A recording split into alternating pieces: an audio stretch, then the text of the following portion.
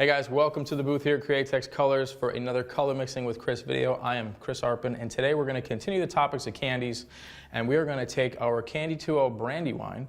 I'm going to show you guys how to make it a little more red shade. We've gotten a couple questions about this. Our Brandywine is a little more purple, it's a little more blue shade, so a really easy way to adjust that is with our blood red. So I played around with a couple ratios. I kind of messed around and did some dry spraying and just to see what I like the best. And because our blood red is really rich in terms of concentration, I ended up being really happy with a 4-to-1 mix. So it was 4 parts Brandywine to 1 part blood red. So if you've seen our other videos, our other color mixing videos, you kind of know, you're familiar with our ground coats, right? The base coat colors, right? So we're going to start, we're going to have our silver sealer. We have our true candy apple finish, our metallic gold, our charcoal metallic, our wicked charcoal metallic. And instead of doing a white, metallic white, because it's going to look real similar to the silver, I opted to do our pearl red.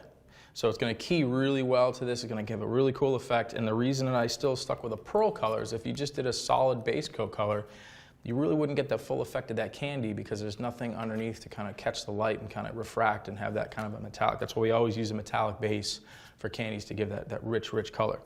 So I'm going to go ahead, grab a mixing cup, and we're going to show you the ratios to show you how I mix it, and then we'll start spraying.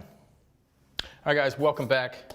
Got my mixing cup. So we're going to start with the ratio, right? So that's going to be a 4-to-1 mix. So I'm going to go right to my 4-to-1 line. If you guys are familiar with these cups, you guys know how easy they are to use. It's exactly right there. So it's a 4-to-1 ratio line right there. So basically whatever line that you pour your first column, you have to go to the coinciding number in that second. So if I go to the 3 and the 4 column, I got to go to the 3 and the 1 column. And that'll give me a perfect 4-to-1 mix every time. So I'm going to go to the 3. That's going to give me right around 4 or 5 ounces of material, and then we'll take that and we'll mix it with our 40-50. So that's the second part of it. So like I said, for the starters, it's 4-to-1. So I'm going to go. It's always a good idea to give these guys a good shake just to make sure there's no settling of the dye. So that's my Brandywine at 4, and now my blood red to 1. Right there. I'm going to stir this up really well. And then rather than trying to kind of figure out the ratio that we already have in this cup versus just grabbing a new cup, it's going to be way easier. Something like this too, if you end up liking this color, like I've said in the past, you can mix a little bit more of it and keep it in an empty bottle that you might have, and you kind of always have that go-to color. You can save this indefinitely because you're not mixing it with any kind of reducer, you're not mixing it with 40-50 or anything like that, so it's just the dyes. You can keep this on the shelf if you had any leftover. So now, part 2 of this is our 40-50, right? So this is our carrier. This is what gives the candy a little bit of body and allows it to spray. So for this, basically just about every color in our Candy 2.0 line, if you guys have seen other videos, you guys know I'm kind of redundant with this, but 6-to-1 is our preferred ratio. So 6 parts 40-50 to 1 part candy. Now, if it's a really dark color, you're doing a large area of spraying, you can kind of bump it up. And when I say bump it up, I mean you can go 8-to-1. So it'd be 8 parts 40-50 to 1 part candy. You could go 10-to-1. So basically what you're doing is you're lowering the concentration of candy. You're kind of extending that color to allow a lighter, easier buildup of color to get that full saturation. You can go the opposite way, but just keep in mind you're going to hit that color ceiling a little bit faster, and it's going to be a little more difficult to get a nice even area of color if you are spraying something larger. If you're doing graphics, you're doing something smaller for an airbrush, you can go a little more concentrated. But basically for a full-size spray gun, like kind of what we're doing here on these samples, 6-to-1 is a sweet spot, and you can kind of adjust it from there. So it's a good shake. And we're going to go 6-to-1. So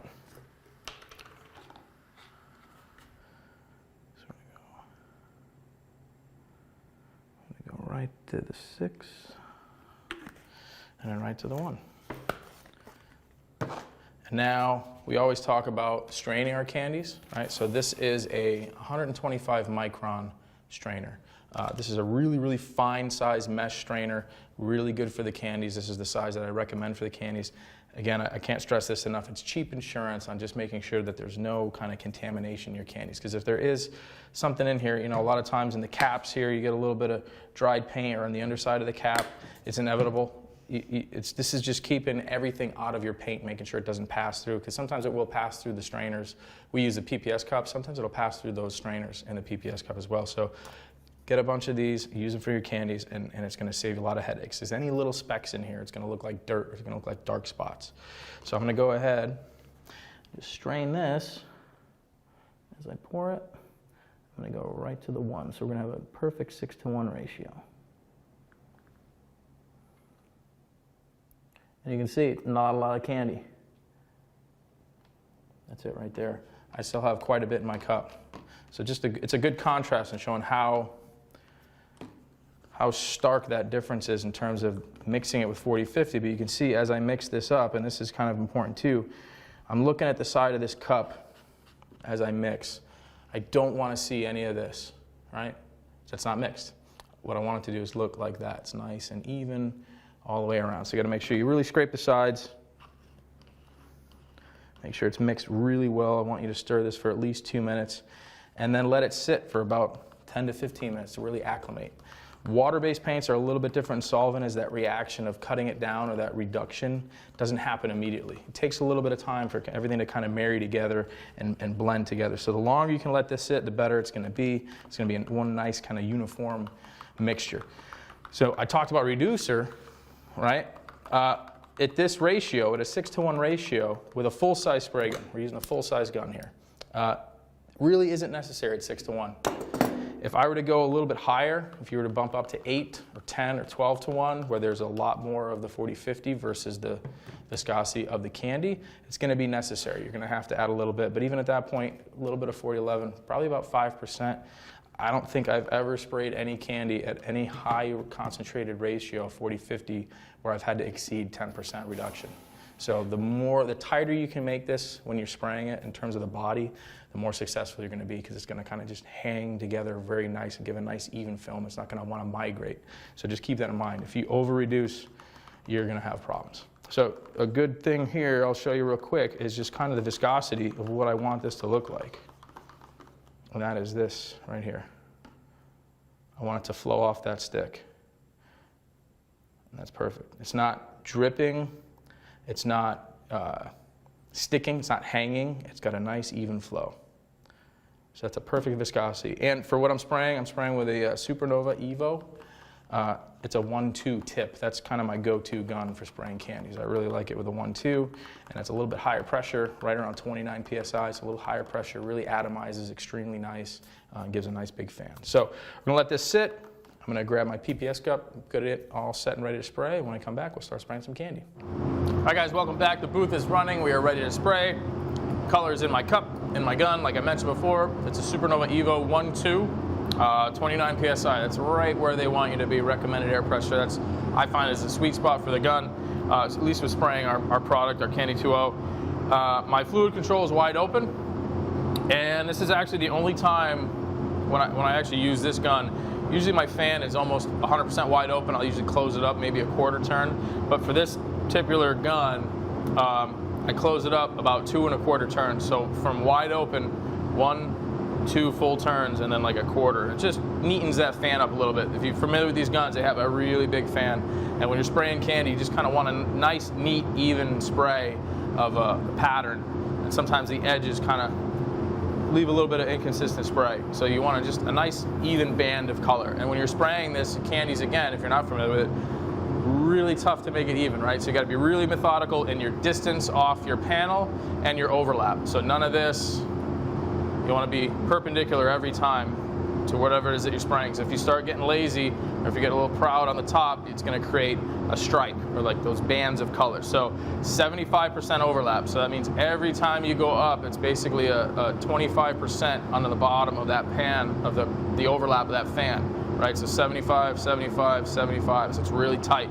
So we're going to go ahead and spray the first. It's going to be kind of hard to demonstrate on these little guys, but you get the idea. We'll start in order of how I had them on the table. So we'll do the silver, the gold, the charcoal, and then the last one will be the red.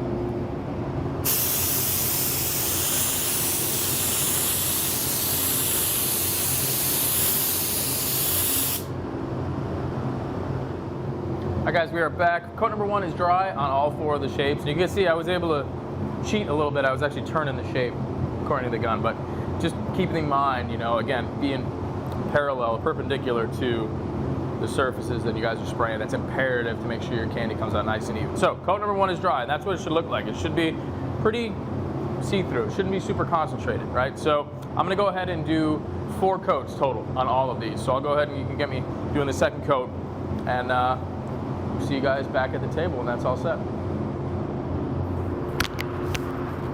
Oh, one thing before I forget, I've said this in other videos too, that again, this is totally dry to the touch. I don't want to touch it with my finger, but right, gloved hand, this is totally dry, and that is imperative for success with the candies. You don't want to go wet on wet, you don't want to go like medium wet, or oh, it looks like it's good, it's just going to cause you more problems. So in order to be very successful, along with all of our paints, you want to make sure they are totally dry between coats. So if you're not quite sure, wait a little bit longer. You know, a couple more minutes makes a huge difference in terms of creating a nightmare for yourself in the long run. So totally dry between coats.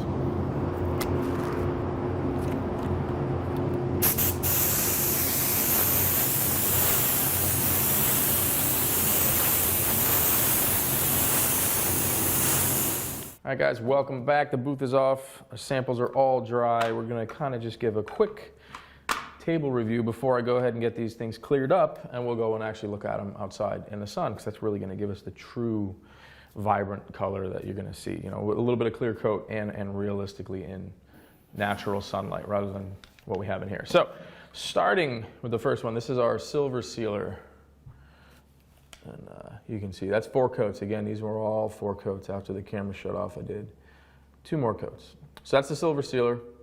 Looks really good, bright, a little cooler just because of that silver.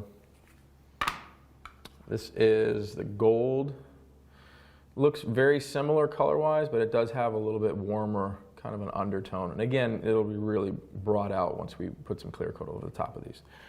My favorite one is actually, and it has been quite a bit through this whole process and doing other ones, is the charcoal metallic. Really, really cool looking.